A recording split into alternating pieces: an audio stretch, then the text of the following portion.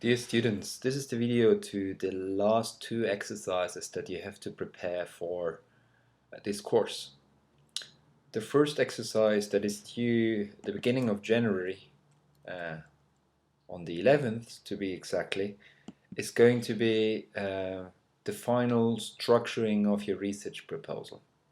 Basically, that means to take in and develop on all the issues, problems, and findings that you made during the last month, and to propose or produce a final version of the research proposal that is in itself coherent, that proposes different things like methodology, units of analysis, research question hypothesis, literature, and so on and so on. So taking all the steps that you've taken in order to create a more or less coherent research proposal.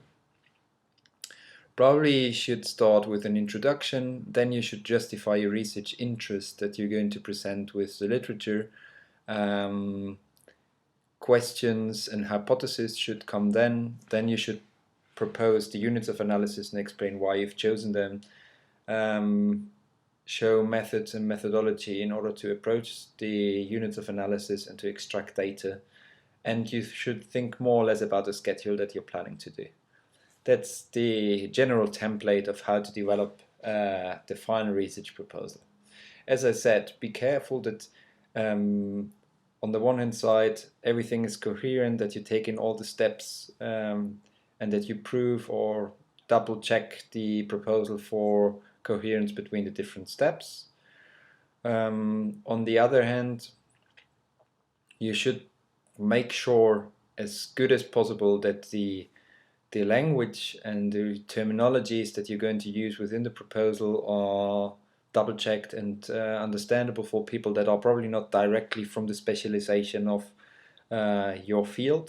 Think about that a research proposal might be evaluated at least by people from your discipline that might not be specialized in the topic that you are specialized in. So be aware of that. Try to use a language that is understandable and try to back up more or less the claims that you make that you do not want to prove within your research project, but that are more or less the fundament of the development of the research project with literature and with authors that do say more or less the same. The other thing, or the second thing that you need to do, and that I proposed for the 20th of January, is to prepare kind of an oral presentation.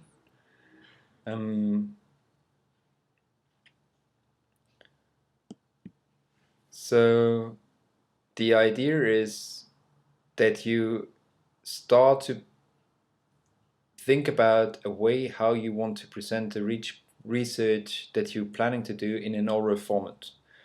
This is also important because, well, for one, some people it might be that they might be invited in order to defend the proposal that they have in order to enter into some kind of research program or doctoral program or whatsoever. On the other hand, it's a necessary step that you need to do at the end of your research, in which you need to do a defense of the work that you've done during your research project or the development of your research project. So we will see how we are going to present this kind of oral presentations, whether we put them up publicly so that everyone can see them, probably on the Lang blog, or whether we are going to post them in email and I'm just watching them through.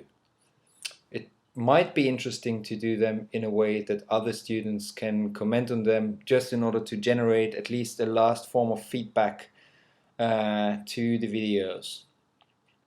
So if you agree with that, public presentation, same in public, because obviously it will be just in the virtual seminar room or virtual aula,